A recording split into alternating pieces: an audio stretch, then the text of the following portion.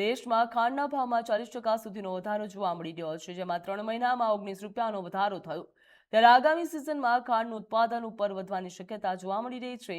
એક અહેવાલ મુજબ ચાલુ વર્ષે શેરડીના વપરાશમાં વધારો થયો છે અને ખાંડનું ઉત્પાદન ગયા વર્ષની સરખામણીએ વધુ છે.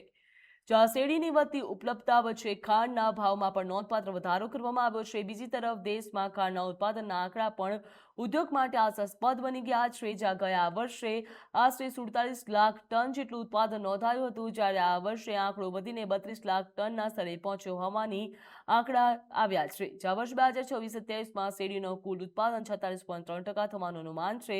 આ સાથે 3.36 કરોડ ટન ખાંડનું ઉત્પાદન થવાની શક્યતા જોવા મળી રહી છે. વર્ષ 2025-26માં 25 લાખ ટન ખાંડ અને તેટલી શેરડી તેમજ શીરા ઇથેનોલ બનાવવાનો ઉપયોગ થયો હતો, જ્યાં ખેડૂતો, ખાંડ મિલો અને ગ્રાહકો પર તેની શું અસર પડશે તે હવે જોવાનું રહ્યું.